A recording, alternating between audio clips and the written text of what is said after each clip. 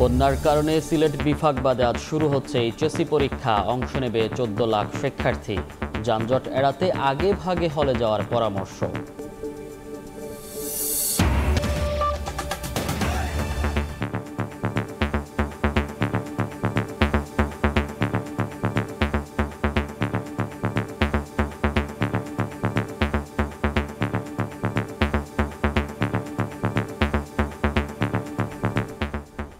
ভোরের সময় সঙ্গে আছি আমি মনির হোসেন।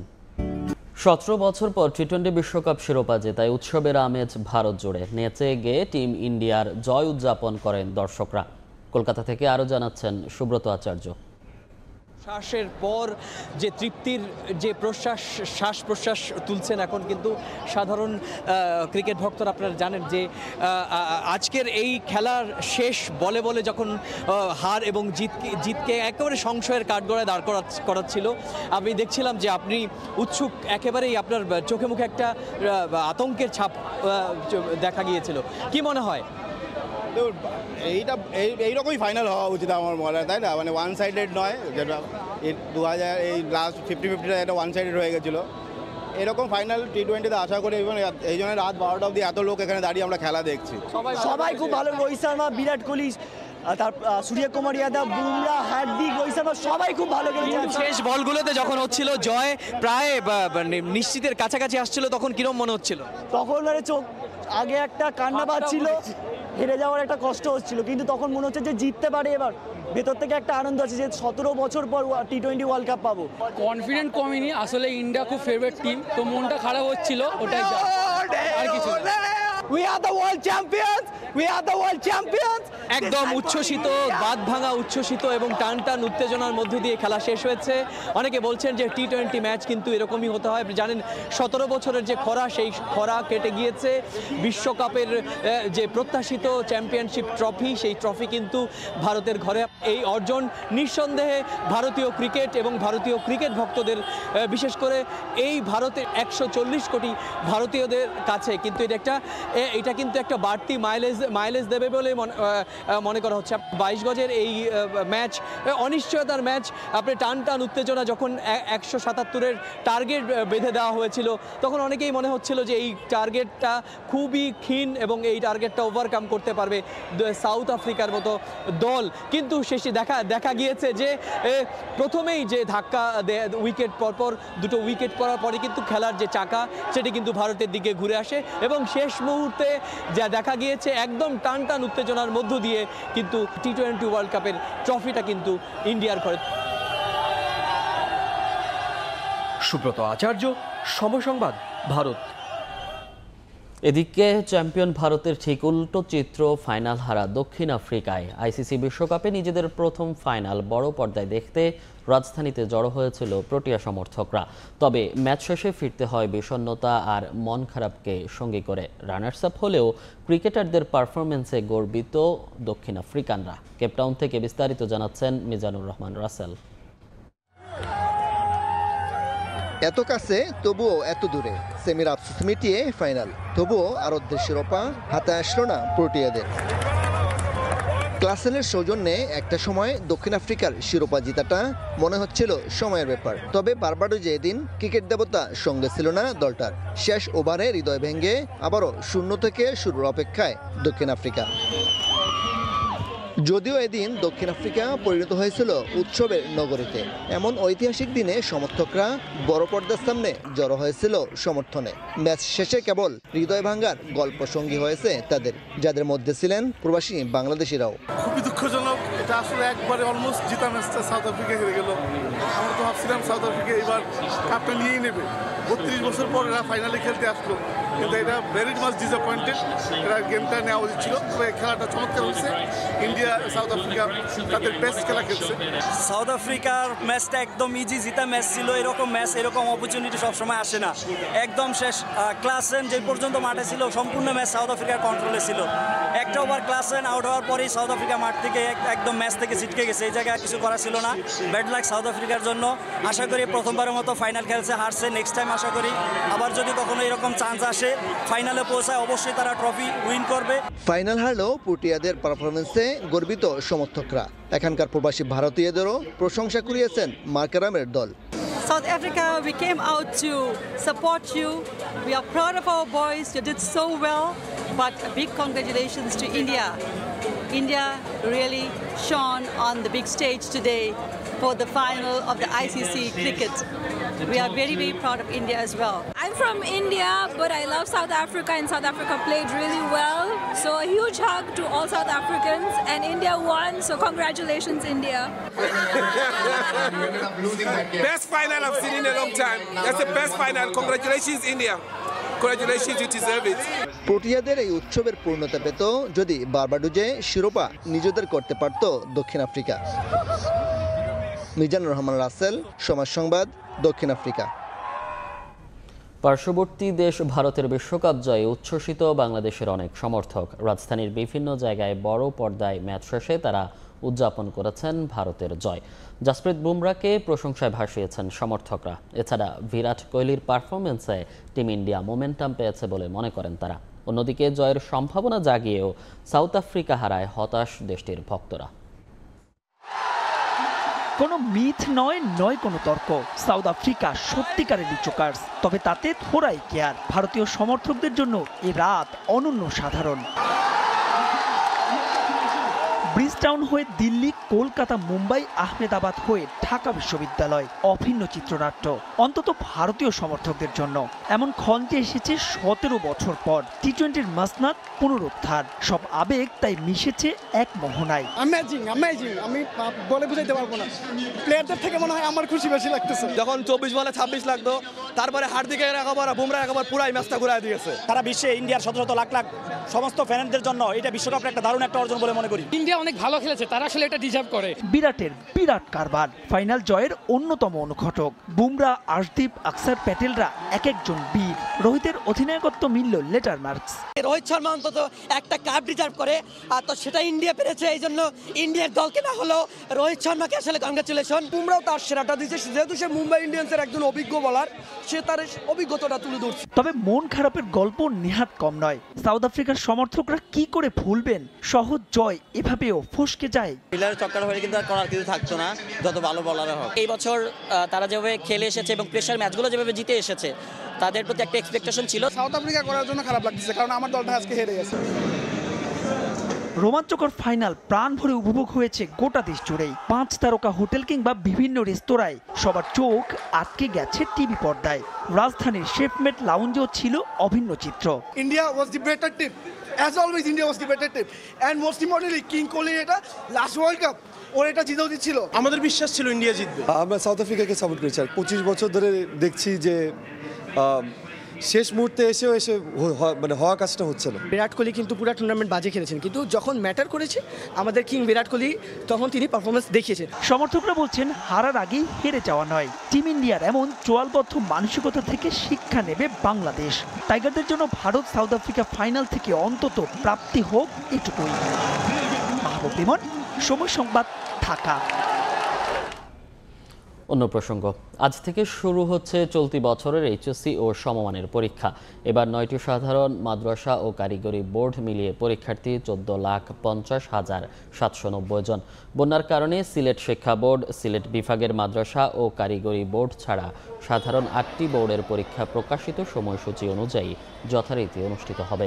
সিলেটের পরীক্ষা 9 জুলাই থেকে শুরু হবে। এবারও পুনর্বিন্যাসকৃত সংক্ষিপ্ত সিলেবাসে অনুষ্ঠিত হবে পরীক্ষা।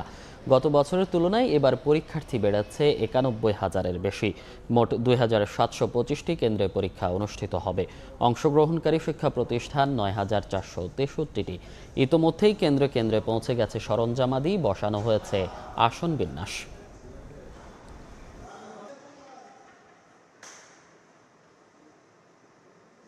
যথাসময়ে মাঠে নামতে পারেনি বলেই গত 15 বছর কোনো আন্দোলনের ফসল ঘরে তুলতে পারেনি বিএনপি, এমন বিস্ফোরক মন্তব্য করে দলটির নেতা মির্জা আব্বাস বলেছেন এবার দাবি আদায়ে কঠোর আন্দোলনে যাবেন তারা। অন্যদিকে বিএনপি মহাসচিবের হুঁশিয়ারি, বেগম জিয়ার মুক্তি না দিলে সরকারকে যে কোনো পরিণতির জন্য প্রস্তুত থাকতে হবে। রাজধানীর নয়াপল্টনে বিএনপি চেয়ারপারসনের মুক্তির দাবিতে সমাবেশে এ হুঁশিয়ারি দেন দলটির শীর্ষ নেতারা।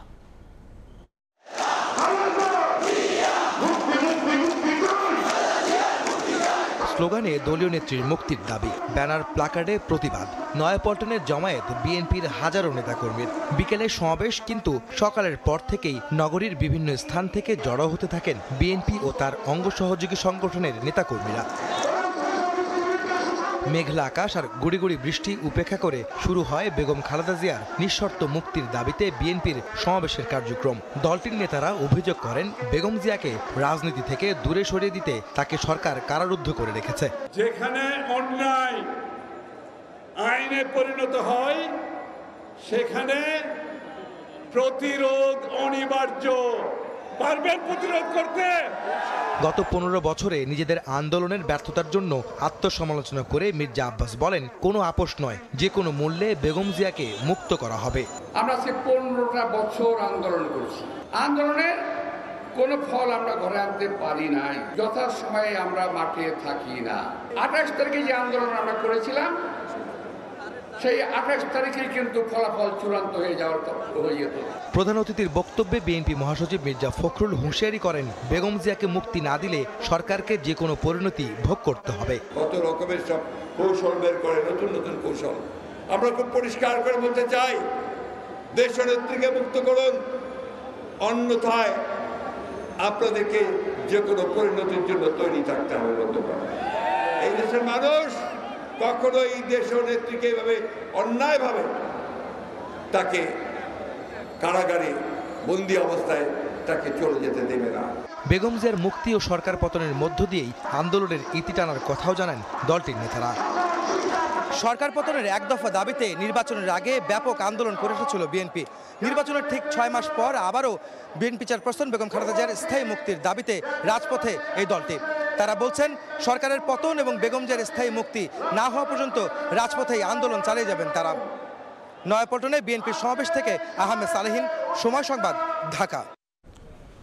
বিএনপির মুখে যত বিষ, আন্দোলনে তত জোর নেই বলে মন্তব্য করেছেন আওয়ামী লীগের সাধারণ সম্পাদক ওবায়দুল কাদের। আন্দোলনের নামে সহিংসতা সহ্য করা হবে না বলেও হুঁশিয়ারি দিয়েছেন তিনি। শনিবার বিকেলে বঙ্গবন্ধু এভিনিউতে দলের প্রতিষ্ঠাবার্ষিকীর আলোচনা সভায় অংশ নেন দলের শীর্ষ নেতারা। বলেন, আদালতে না গিয়ে বেগম জিয়ার মুক্তির আন্দোলন রাজনৈতিক ফায়দালতার ষড়যন্ত্র।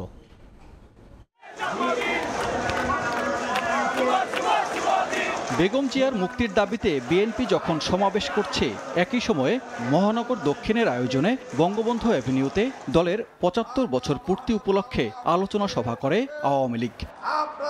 শনিবার দুপুরের পর থেকেই মিছিল নিয়ে কেন্দ্রীয় কার্যালয়ের সামনে সমাবেত হন নেতাকর্মীরা। যোগ দেন দলের কেন্দ্রীয় নেতারা।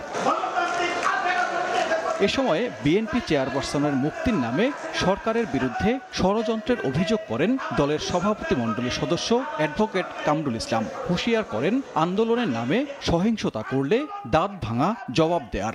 আন্দোলনের হুমকি দেবেন না, আন্দোলন করে কোনো লাভ হবে না। পরিষ্কার বলতে চাই, আবার যদি সন্ত্রাসের পথে হাঁটেন, আন্দোলনের নামে যদি বিভীষিকাময় অবস্থার সৃষ্টি করেন, আপনাদের দাঁত ভাঙা জবাব আমরা দেব। আপনারা খালেদার মুক্তি চান না, আপনারা খালেদাকে জেলখানায় রেখে তাদেরকে প্রতিষ্ঠা করতে চান। একে যে কোনো রাজনৈতিক আদর্শ নাই। বাংলাদেশের ইতিহাসকে যদি ধরে রাখতে হয়, তাহলে আওয়ামী লীগের পতাকা দলের সবাইকে ঐক্যবদ্ধ হতে হবে। প্রধান অতিথির বক্তব্যে দলের সাধারণ সম্পাদক বিএনপিকে দুর্নীতিবাজ দল আখ্যা দিয়ে বলেন, তারেক রহমান হাজার হাজার কোটি টাকা লুটপাট করে লন্ডনে আরামায়েশ করছেন, তাই বিএনপি নেতাদের মুখে দুর্নীতি বিরোধী কথা মানায় না। দুর্নীতির বিরুদ্ধে সরকারের কঠোর অবস্থানের কথা আবারও জানান ওবায়দুল কাদের। বিএনপি নেতাদের আন্দোলনে তত জোর নেই, মুখের বিষ যত জোর। বিএনপিতে এখন আতঙ্কের নাম তারেক রহমান। বাড়াবাড়ি করবেন না, ক্ষমতার দাপট কেউ দেখাবেন না, কাউকে ক্ষমা করা হবে না। আন্দোলনের নামে বিরোধীদের সহিংসতা ঠেকাতে নেতাকর্মীদের ঐক্যবদ্ধ থাকার আহ্বান জানান সাধারণ সম্পাদক। একই সঙ্গে তাদেরকে দুর্নীতি বিরোধী শপথ নেয়ার নির্দেশ দেন। করেন আন্দোলন, তবে আন্দোলনে সহিংসতার উপাদান যুক্ত হলে খবর আছে। সানবীর রূপল, সময় সংবাদ, ঢাকা। প্রস্তাবিত বাজেটের মাধ্যমে বাংলাদেশ আরও এক ধাপ এগিয়ে যাবে জানিয়ে প্রধানমন্ত্রী শেখ হাসিনা বলেছেন, শুধু আওয়ামী লীগে নয়, সব শাসন আমলেই কালো টাকা সাদা করা হয়েছে। শনিবার বিকেলে 2024-25 অর্থ বছরের বাজেট অধিবেশনের সমাপনী সেশনে বক্তব্য রাখেন সংসদ নেতা। বলেন, খেলাপি ঋণের হার আগের চেয়ে কমেছে। মূল্যস্ফীতি নিয়ন্ত্রণে সরকারের সিদ্ধান্তের সুফল শিগগিরই বাজারে মিলবে। মাননীয় স্পিকার, চ্যালেঞ্জ নেওয়াটাই তো আমাদের কাজ। আমরা তো চ্যালেঞ্জ নিয়েই চলতে চাই এবং চ্যালেঞ্জ নিয়েই এগিয়ে যাচ্ছি। মূল্যস্ফীতি নিয়ন্ত্রণে এবার আমরা যে সকল পদক্ষেপ নিয়েছি, আমরা মনে করি যে খুব শীঘ্রই বাজারে তার প্রভাব পড়বে এবং আমরা আমাদের আকাঙ্ক্ষা অনুযায়ী, প্রত্যাশা অনুযায়ী আমরা হ্রাস করতে পারবো। এই অতিবারী যুদ্ধ সবকিছু মোকাবেলা করেই কিন্তু আমরা সামনের দিকে এগোচ্ছি। আর কালো টাকার সাথে, এটা কালো টাকার সাথে না, আয়কর দিয়ে মূল জনগোষ্ঠীতে যাতে ফিরে আসে আর এই ধরনের কর্মকাণ্ড যাতে না করে, সেই জন্যই এই মাঝে মাঝে এই ধরনের সুযোগ দেওয়া হয়। এই ধরনের সুযোগ খালেদা জিয়া নিয়েছিল, ডক্টর কামাল হোসেন নিয়েছিল এবং আরও অনেকেই নিয়েছিল। এমনকি বিএনপি সাইফুর রহমানও করেছে, এরশাদ সাহেবও বোধহয় করেছিলেন। আমার মনে হয় একটু খোঁজ নিতে হবে। এই বাজেট বাস্তবায়নের মধ্য দিয়ে বাংলাদেশ আবার এক ধাপ এগিয়ে যাবে। জাতীয় সংসদে পাশ হলো অর্থ বিল। রোববার পাশ হচ্ছে 2024-25 অর্থ বছরের বাজেট। নতুন এই বাজেট কার্যকর হবে 1 জুলাই থেকে। শনিবার বিকেলে সংসদে অর্থ বিল উত্থাপন করেন অর্থমন্ত্রী আবুল হাসান মাহমুদ আলী। এ সময় অর্থমন্ত্রী বলেন, 2024-25 অর্থ বছরের বাজেট এমন সময়ে দেয়া হচ্ছে যখন বর্তমানে বৈশ্বিক নানা সংকটের কারণে অন্যান্য দেশের মতো বাংলাদেশও নানাবিধ চ্যালেঞ্জ মোকাবেলা করছে। এবারের বাজেটে মূল্যস্ফীতি নিয়ন্ত্রণ সহ অর্থনৈতিক স্থিতিশীলতায় সর্বোচ্চ অগ্রাধিকার দেয়া হয়েছে জানান অর্থমন্ত্রী। সুবিধা গ্রহণ করতে পারবে এবং 2041 সালের মধ্যে মূল্যস্ফীতি নিয়ন্ত্রণের লক্ষ্যে মুদ্রানীতিতে ইতিমধ্যে সংকোচনমূলক নানা পদক্ষেপ গ্রহণ করা হয়েছে। নীতি সুদ হার রেপো উল্লেখযোগ্য পরিমাণে বাড়িয়ে 8.5% উন্নীত করা হয়েছে এবং ব্যাংক সুদের হার সম্পূর্ণরূপে বাজার ভিত্তিক করা হয়েছে। রপ্তানি উৎসাহিতকরণ এবং প্রবাস আয়ে গতি সঞ্চারের মাধ্যমে বৈদেশিক মুদ্রার রিজার্ভ বৃদ্ধির লক্ষ্যে ডলারের বিনিময় হারের ক্ষেত্রে রোলিং পেগ পদ্ধতি প্রবর্তন করা হয়েছে। বছর শেষ হওয়ার একদিন আগে 6টি প্রস্তাবনায় প্রায় 3000 কোটি টাকার ব্যয় বৃদ্ধির অনুমোদন দিল সরকারি ক্রয় সংক্রান্ত মন্ত্রিসভা কমিটির বৈঠক। এতে পদ্মা সেতু প্রকল্পের ব্যয় বাড়ানো হয় 250 কোটি টাকা। এছাড়া রয়েছে সিলেট তামাবিল মহাসড়কের 2টি প্যাকেজ, সার ও ভোজ্য তেল কেনাকাটায় ব্যয়। বৈঠক শেষে এ তথ্য জানায় মন্ত্রিপরিষদ বিভাগ।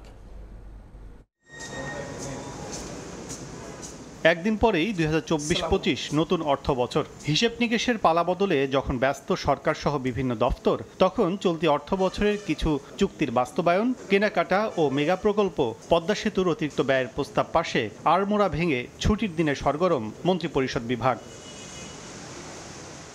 অর্থবছর শেষ হওয়ার একদিন আগে, তাও আবার শনিবার, জরুরিভাবেই সরকারি ক্রয় সংক্রান্ত মন্ত্রিসভা কমিটির এ আয়োজন। অংশ নেন সরকারের 5 মন্ত্রী, অর্থ প্রতিমন্ত্রী সহ বেশ কয়েকজন সচিব। এতে পদ্মা সেতু প্রকল্পে নদী শাসনের জন্য অতিরিক্ত ব্যয় প্রায় 250 কোটি টাকা পাশের প্রস্তাব দেয়া হয়। এছাড়া সিলেট তামাবিল মহাসড়কের প্যাকেজ 1 ও 3 এর কেনাকাটার জন্য প্রায় 2000 কোটি টাকা, আবুধাবি থেকে 30 মেট্রিক টন ইউরিয়া সার ও স্থানীয়ভাবে 3 কোটি 20 লিটার সয়াবিন ও রাইস ব্র্যান তেল কিনতে প্রায় 500 কোটি টাকার মোট 6টি ব্যয়ের প্রস্তাব পাশ করে মন্ত্রিসভা ক্রয় সংক্রান্ত কমিটি। নদী শাসন কাজটা করছিল সিনো হাইড্রো কর্পোরেশন লিমিটেড। ঠিকাদার তাকে কিছু অতিরিক্ত কাজ করতে হয়েছে। মূল চুক্তি মূল্য ছিল 8,707 কোটি 81,41,446 টাকা। সংশোধিত চুক্তি মূল্য দাঁড়িয়েছে 9,834 কোটি 77,45,349 টাকা। শনিবার কেন এই বৈঠক তা জানতে চাইলে সমন্বয় সংস্কার সচিব জানান, নতুন বাজেট চলে আসা ও চুক্তি বাস্তবায়ন করতেই ছুটির দিনে এ সভা। নেক্সট মিটিং হতে একটু সময় লাগতে পারে, ফলে এই কয়েকটা কারণে। আবার একই সাথে যে আমাদের এই সয়াবিন তেল এবং বিশেষ করে সয়াবিন তেল, যেটা আমাদের সবাইকে যাদেরকে দেওয়া হচ্ছে, দরিদ্র জনগোষ্ঠীকে দেওয়া হচ্ছে, এগুলির কারণেই আমাদের দ্রুততম সময় মিটিংয়ে ডাকতে হয়েছে। পদ্মা সেতু প্রকল্পের ব্যয় বাড়লেও কাজ শেষ হওয়ার মেয়াদ আর বাড়ছে না বলেও জানায় মন্ত্রিপরিষদ বিভাগ। অনেকগুলি বিষয়। কাজল আব্দুল্লাহ, সময় সংবাদ, ঢাকা। পদ্মা বহুমুখী সেতু প্রকল্প শেষ হচ্ছে আজ। বরাদ্দকৃত ৩২,৬০৭ কোটি টাকা থেকে চূড়ান্ত বিলে প্রায় ১,৫০০ কোটি টাকা কম খরচ হয়েছে। এর মধ্যে মূল সেতুর ১৩,১৩৩ কোটি খরচে সাশ্রয় হয়েছে প্রায় ৫২৬ কোটি টাকা। এদিকে প্রকল্পের সমাপনী অনুষ্ঠানে যোগ দিতে ৫ জুলাই মাওয়ায় যাচ্ছেন প্রধানমন্ত্রী শেখ হাসিনা। নাসিরউদ্দিন উজ্জ্বলের রিপোর্ট, ছবি তুলেছেন আবু সাইদ। বাঙালির সক্ষমতার স্মারক পদ্মা বহুমুখী সেতু প্রকল্পের সমাপনী রোববার ৩০ জুন। ২৩ বছর আগে ২০০১ সালের ৪ জুলাই মাওয়ায় ভিত্তিপ্রস্তর স্থাপন করেছিলেন প্রধানমন্ত্রী শেখ হাসিনা। এরপর সরকারে ফিরে এসে ২০০৯ সাল থেকে আবার পুরোদমে কাজ শুরু করেন। বিশ্বকে তাক লাগিয়ে নিজস্ব অর্থায়নে নির্মাণ শেষে ২০২২ সালের ২৫ জুন স্বপ্নজয়ের পদ্মা সেতু উদ্বোধন করেন এর স্বপ্নদ্রষ্টা। আর ২০২৩ সালের ১০ অক্টোবর উদ্বোধন করেন সেতুর রেলপথ। এখন প্রকল্পের সফল সমাপ্তির পর ৫ জুলাই মাওয়ায় সুধী সমাবেশে আসছেন প্রধানমন্ত্রী। এখানে আমরা বিদ্যুৎ পেয়েছি, গ্যাস পেয়েছি, ট্রেন পেয়েছি, রেল লাইন সেটা পেয়েছি এবং সড়ক পরিবহনের যে সুবিধা সেটা পেয়েছি। সুবিধা বর্তমানে ভালোই পাইতেছি, সব দিক দিয়ে ফ্যাসিলিটি ভালো। প্রধানমন্ত্রী পদ্মা সেতু নির্মাণ প্রকল্প সফলভাবে সমাপ্ত হওয়ার কারণে উনি এটা সফল সমাপ্তি ঘোষণা করতে যাচ্ছেন মাঠে এসে মাওয়া প্রান্তে। ১৩,৬৫৯ কোটির সবশেষ বরাদ্দের বিপরীতে মূল সেতুতে খরচ হয়েছে ১৩,১৩৩ কোটি, সাশ্রয় ৫২৬ কোটি। সব মিলিয়ে ৩২,৬০৫ কোটি ৫২ লাখ টাকার বরাদ্দের বিপরীতে খরচ হয়েছে ৩০,৯৯০ কোটি ৭৯ লাখ টাকা। প্রায় ২,০০০ কোটি টাকার উপরে ক্লেম ছিল, সেগুলো আমরা দীর্ঘ সময় নেগোসিয়েট করছি। আমাদের এক্সপার্ট ছিল নিউজিল্যান্ডের এবং মালয়েশিয়ান, ওদের এক্সপার্ট ছিল আমেরিকান এবং ব্রিটিশ। তারা অনেকবার ট্রু ইনফরমেশন করছে। ২০২২ সালের ২৬ জুন থেকে চালু হওয়া পদ্মা সেতুর রাজস্ব আদায় ১৭০০ কোটি টাকা ছুঁই করছে। প্রকল্প শেষ হওয়ার আগেই ২.২ কোটিরও বেশি যান পারাপার হয়েছে এই সেতু দিয়ে, যার সুফল মিলছে গেল ২ বছর ধরে। কর্তৃপক্ষ বলছে আরও অন্তত ১০০ বছর টেকসই হবে এই সেতু। মুন্সিগঞ্জের মাওয়া থেকে নাসিরউদ্দিন উজ্জ্বল, সময় সংবাদ। উত্তরাঞ্চলের মানুষের ভাগ্য উন্নয়নে সরকার কাজ করছে বলে জানিয়েছেন পল্লী উন্নয়ন ও সমবায় প্রতিমন্ত্রী আব্দুল ওয়াদুদ। শনিবার দুপুরে রংপুরে বাংলাদেশ পল্লী উন্নয়ন বোর্ডের প্রদর্শনী ও বিক্রয় কেন্দ্রের উদ্বোধন শেষে একথা বলেন তিনি। চর উন্নয়নের জন্য আমাদের MC4 বলে একটা প্রোগ্রাম ছিল, যা রংপুরেই ম্যাক্সিমাম কাজ হয়েছে এবং আরও আমরা বড় প্রকল্প নিচ্ছি RD এর মাধ্যমে। এবং গোটা বাংলাদেশের ২৪,০০০ মতান্তরে ৩৬,০০০ চর আছে। সমস্ত চরকে নিয়ে আমরা চর অঞ্চল গঠন করার জন্য আমার চর আমার পল্লী গঠন করার চেষ্টা করছি। বড় প্রজেকশন নিয়ে গোটা বাংলাদেশের চরকে একত্রিত করে চরের মানুষের ভাগ্য উন্নয়নের পার্মানেন্ট ব্যবস্থা করার উদ্যোগ আমরা নিয়েছি। ভালো কাজের প্রশংসার পাশাপাশি ভুল কাজের সমালোচনাও করতে হবে বলে মন্তব্য করেছেন বিএনএম-এর মহাসচিব প্রফেসর ডক্টর আব্দুর রহমান। শনিবার সকালে জাতীয় প্রেস ক্লাবের তোফাজ্জল হোসেন মিয়া মিলনায়তনে বাংলাদেশ জাতীয়তাবাদী আন্দোলন বিএনএম-এর সংবাদ সম্মেলনে এসব কথা বলেন তিনি। এ সময় দলের চেয়ারম্যান শাহ মোহাম্মদ আবু জাফর সহ advocate ABM Waliur Rahman Khan, advocate Hosne Ara Chowdhury উপস্থিত ছিলেন। সরকারের ক্ষেত্রে আমাদের বক্তব্য হচ্ছে আমরা দুষ্টের দমন শিষ্টের পালন চাই। সরকার যেখানে ভালো কাজ করবে আমরা বলবো এটা ভালো কাজ, এইটা আরও এইভাবে ভালো করা যায়। যেখানে ত্রুটি দেখব আমরা সেখানে প্রতিবাদ করব, শেষ পর্যন্ত লড়াই করব এই দলকে সুসংগঠিত করতে এবং একটি দল যাতে নির্বাচন সংস্কৃতির ভিতর যে জনগণের রায় নিয়ে হয় সরকার গঠন করবে আর না হলে সত্যিকার বিরোধী দল গঠন করে তারা আগাবে। স্থাপত্যের আদলে নির্মিত দেশের অন্যতম এমফি থিয়েটার অবস্থিত খাগড়াছড়িতে। পাহাড়ের মাঝে এক অনন্য নাট্যমঞ্চ টানছে নানা ভ্রমণ পিপাসু পর্যটকদেরও। ছোটন বিশ্বাসের ক্যামেরায় বিস্তারিত জানাচ্ছেন মেহেরিন রেনি। সবুজ পাহাড়ের মাঝে মাথা উঁচিয়ে দাঁড়িয়ে আছে একটি মঞ্চ। দর্শকদের বসার জন্য রয়েছে গ্যালারি আকৃতির সাজানো স্থান। প্রকৃতির অপার সৌন্দর্যের মাঝে বসে সরাসরি নাটক উপভোগ করার এ হলো এক দারুণ আয়োজন। সমুদ্রপৃষ্ঠ থেকে ৬০০ ফুট উচ্চতায় অবস্থিত খাগড়াছড়ি আলুটিলা পর্যটন কেন্দ্র। আর এখানে ২০২২ সালে তৎকালীন জেলা প্রশাসক প্রতাপচন্দ্র বিশ্বাসের উদ্যোগে গ্রিক স্থাপত্যের আদলে নির্মিত হয়েছে দেশের প্রথম অ্যাম্ফি থিয়েটার। দৃষ্টিনন্দন এই থিয়েটার আলুটিলা পর্যটন কেন্দ্রের সৌন্দর্যে বাড়তি মাত্রা যোগ করেছে, যা নজর কাড়ছে ভ্রমণ পিয়াসুদের।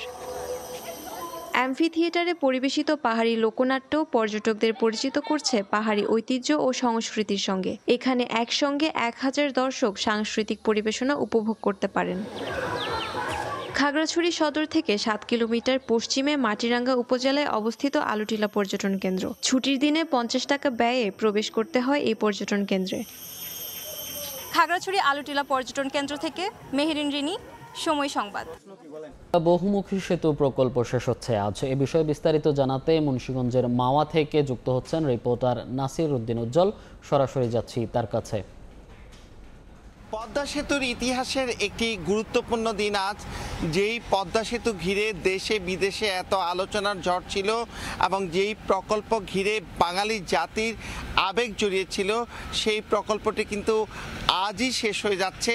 এবং এই প্রকল্পটি শেষ হওয়াকে কেন্দ্র করে কিন্তু নানা রকম পরিবেশ বিরাজ করছে। এখানকার যারা প্রকল্পের সঙ্গে সম্পৃক্ত ছিলেন তারা কিন্তু সকলেই যারা অন্যান্য পদে চলে যাবেন, বিশেষ করে যে এই সেতু নির্মাণ করতে এসে সড়ক জনপথ, রেল বিভাগ এবং বিভিন্ন দপ্তর থেকে কিন্তু প্যাশনে এখানে নিয়োগ দেওয়া হয়েছিল, তারা কিন্তু আজকে শেষ কর্মদিবস পালন করতে যাচ্ছেন। একই সঙ্গে প্রায় ৬২ কর্মী যারা এই প্রকল্পে সরাসরি নিয়োগ পেয়েছিলেন, তারা কিন্তু আজকে থেকে এই তাদের চাকরি শেষ হতে যাচ্ছে। তবে এই পদ্মা সেতুর যে মেইনটেনেন্সের জন্য একটি কোম্পানি করবার প্রক্রিয়া রয়েছে, সেখানে যদি তাদেরকে সেই কোম্পানিটি চালু হয়, সেখানে তাদের যোগদানের একটি সম্ভাবনা রয়েছে। নতুবা কিন্তু এই প্রকৌশলী সহ বিভিন্ন পদের এই ৬২ কর্মী কিন্তু নানা রকম চ্যালেঞ্জ রয়েছে, তবে তারা আশাবাদী এটি শীঘ্রই হতে যাচ্ছে। এছাড়া কিন্তু এই প্রকল্পটি সফলভাবে শেষ হওয়ার কারণে এই পদ্মা সেতুর স্বপ্নদ্রষ্টা প্রধানমন্ত্রী শেখ হাসিনা তিনি কিন্তু এই মাওয়া প্রান্তে, যে প্রান্ত থেকে এই সেতুর উদ্বোধন করেছিলেন ২০২২ সালের ২৫ জুন, সেখানে কিন্তু সুধী সমাবেশ ডেকেছেন এবং ৫ জুলাই কিন্তু তিনি এই অনুষ্ঠানে যোগ দিবেন। সেইটি নিয়েও কিন্তু এখানে নানা রকম প্রস্তুতি চলছে।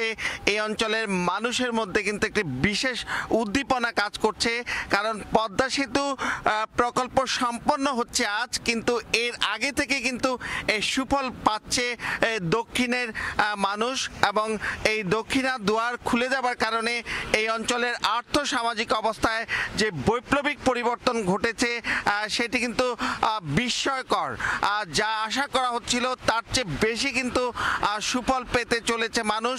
এবং এই দক্ষিণের উৎপাদিত কৃষি পণ্য থেকে শুরু করে সেখানকার মাছ এবং সেখানকার নানা রকম যে উৎপাদিত পণ্য, সেগুলো কিন্তু রাজধানীতে দ্রুত পৌঁছাতে পারছে। একই সঙ্গে দেশের অন্যান্য অঞ্চলের পণ্য কিন্তু দক্ষিণের জনপদে প্রবেশ করতে পারছে। সে কারণে কিন্তু একটি ব্যবসায়িকভাবে যে একটা ভারসাম্য তৈরি হয়েছে এবং ওই অঞ্চলের মানুষের দীর্ঘদিনের যে চ্যালেঞ্জ, সেগুলো যে ওভারকাম করে তারা এগিয়ে যাচ্ছে।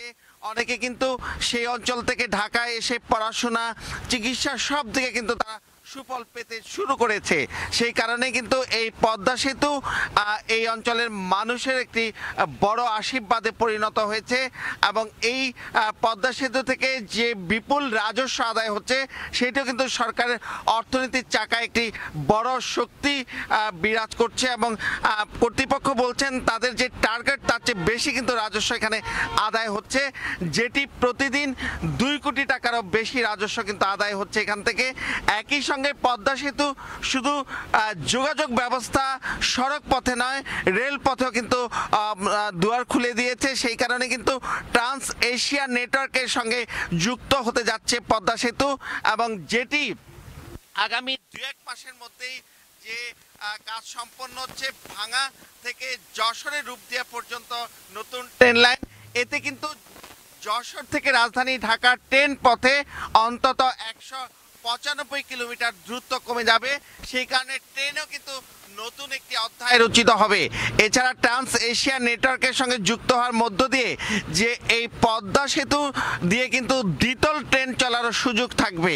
এই ট্রেন এবং সড়কই শুধু নয়, এই পদ্মা সেতু ঘিরে কিন্তু যে হাই ভোল্টের যে বৈদ্যুতিক খুঁটি নির্মাণ করা হয়েছে, সেই 7টি খুঁটির মধ্য দিয়ে কিন্তু রামপাল এবং পায়রা থেকে বিদ্যুৎ রাজধানীতে প্রবেশ করতে পারছে এবং সেটিও কিন্তু বৈদ্যুতিক ক্ষেত্রে অনেক বেশি গুরুত্ব বহন করছে। এছাড়া দ্রুত গতির ইন্টারনেট এবং টেলিফোন লাইনও কিন্তু এই পদ্মা সেতুর উপর দিয়ে বিরাজমান। এছাড়া যে গ্যাস লাইন স্থাপন করা হয়েছে সেইটির সুফলও কিন্তু শীঘ্রই আসবে। তাই এই পদ্মা সেতু ঘিরে নানা রকম সম্ভাবনা হাতছানি দিয়ে ডাকছে।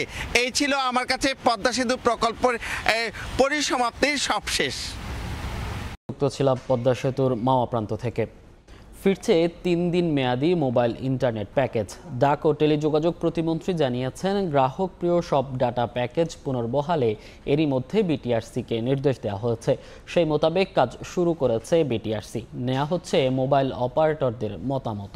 শিগগিরই আসবে এ সংক্রান্ত নির্দেশনা। শুভ খানের রিপোর্ট।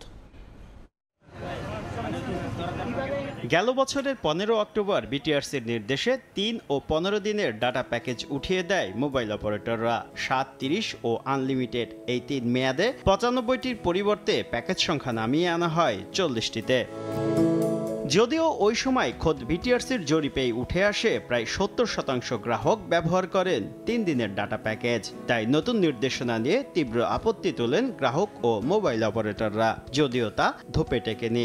নতুন ডাটা প্যাকেজ চালুর পর অক্টোবর থেকে জানুয়ারি টানা 4 মাসে মোবাইল ইন্টারনেট গ্রাহক কমে প্রায় 31 লাখ। 1 জিবি হলে 3 দিনে পাওয়া যেত, এখন 7 দিনের জন্য অনেক টাকা হয়ে যায় বা আমাদের কেনার মতো সামর্থ্য নেই। আগে যে পরিমাণ নেট কেনা হয়তো এখন ওই পরিমাণ নেট কেনা হয় না। যতটুকু দরকার আমি সেই টাকা দিয়ে আমি কিনবো। এই বেঁধে ধরা নিয়মের মধ্যে আমরা থাকতে চাই না। কমেছে মোবাইল অপারেটরদের আয়ও। 2023 সালের দ্বিতীয় প্রান্তিক অর্থাৎ এপ্রিল ও জুন এই 3 মাসে জিপি, রবি ও বাংলা লিংকের বিক্রিত সেবার আয় ছিল 7,993 কোটি টাকা। প্রবৃদ্ধির হার 7.23%। তবে চতুর্থ প্রান্তিক অর্থাৎ অক্টোবর থেকে ডিসেম্বর পর্যন্ত আয় বাড়লেও প্রবৃদ্ধির হার ছিল ঋণাত্মক 1.76%। ঋণাত্মক ধারা অব্যাহত আছে চলতি বছরেও। ম্যাক্সিমাম কাস্টমার বেসই কিন্তু 3 দিনটা প্রিফার করে এবং সেটা চলে যাওয়ার পরে কিন্তু আমাদের ইম্প্যাক্টটা বেশ বড় হয়েছে। কাস্টমারের ডিমান্ড অনুযায়ী যাতে আমরা কাস্টমারকে সার্ভিসটা দিতে পারি। এখানে যদি রেস্ট্রিকশন করা হয়, কাস্টমার ডিপ্রাইভড হবে, আমাদের রেভিনিউ ডিপ্রাইভড হবে, আলটিমেটলি কিন্তু সরকারের রেভিনিউ কমবে। এই অবস্থায় জনপ্রিয় সব ডাটা প্যাকেজ আবার চালু করতে বিটিআরসিকে নির্দেশ দিয়েছেন ডাক ও টেলিযোগাযোগ প্রতিমন্ত্রী। যদি আমাদের ডেটা প্যাকেজ 3টা থেকে আরো একটু বাড়াতে হয় বা অন্য কোনো স্মল মানে প্যাকেজগুলো কাজে লাগে, গ্রাহকদের যেটা পছন্দের বা প্রিয় সেটা আমরা যাতে কনসিডার করি, এটা আমি বলেছি তাদেরকে। বিটিআরসির সবশেষ তথ্য মতে দেশে মোবাইলে ইন্টারনেট ব্যবহার করেন 12,51 লাখ গ্রাহক। শুভ খান, সময় সংবাদ, ঢাকা। নারীর ক্ষমতায়নে বাংলাদেশ সারা বিশ্বের কাছে দৃষ্টান্ত স্বরূপ বলে মন্তব্য করেছেন শিল্পমন্ত্রী নুরুল মজিদ মাহমুদ হুমায়ুন। রাজধানীর একটি হোটেলে নারীদের আন্তর্জাতিক জনকল্যাণমূলক সংগঠন ইনার হুইল আয়োজিত অনুষ্ঠানে একথা বলেন মন্ত্রী। বলেন, সাম্প্রতিক বছরগুলোতে অর্থনৈতিক কর্মকাণ্ডে নারীদের অংশগ্রহণ উল্লেখযোগ্য হারে বৃদ্ধি পেয়েছে। আর এটি প্রধানমন্ত্রী শেখ হাসিনার নেতৃত্বে বর্তমান সরকারের নারী বান্ধব নীতি ও কর্মসূচি প্রণয়ন এবং যথাযথ বাস্তবায়নের সুফল বলে মন্তব্য করেন শিল্পমন্ত্রী।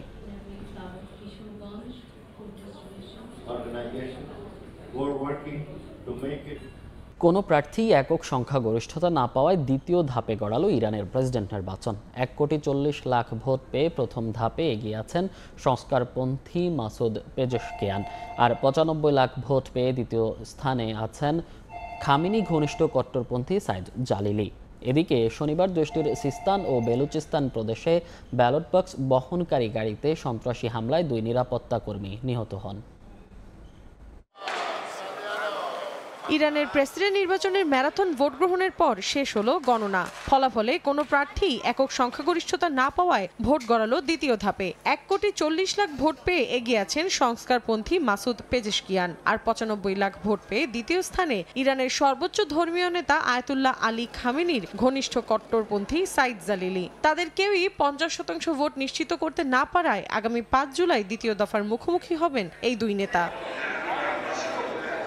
শুক্রবার অনুষ্ঠিত হওয়া নির্বাচনে আশানুরূপ ভোট পড়েনি। ইতিহাসে সবচেয়ে কম ভোটের রেকর্ড গড়েছে দেশটি, এমনটাই জানিয়েছেন ইরানের নির্বাচন কমিশনের মুখপাত্র। তিনি বলেন, চলতি বছর ভোট পড়েছে মাত্র 40%, ভেঙেছে 2021 সালের রেকর্ডও। কারণ সে বছর ভোট পড়েছিল 48%-এর কিছু বেশি। দেশটিতে শান্তিপূর্ণভাবে ভোট গ্রহণ হলেও শনিবার সিস্তান এবং বেলুচিস্তান প্রদেশে ব্যালট বাক্স বহনকারী গাড়িতে সন্ত্রাসী হামলার খবর পাওয়া গেছে। এতে নিরাপত্তা বাহিনীর অন্তত 2 জন প্রাণ হারিয়েছেন।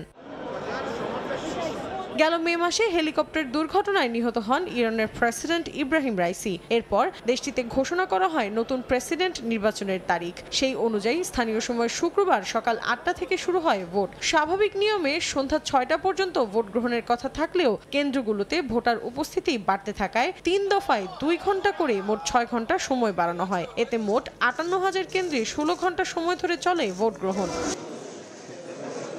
মৌসুমী সাথী, সময়।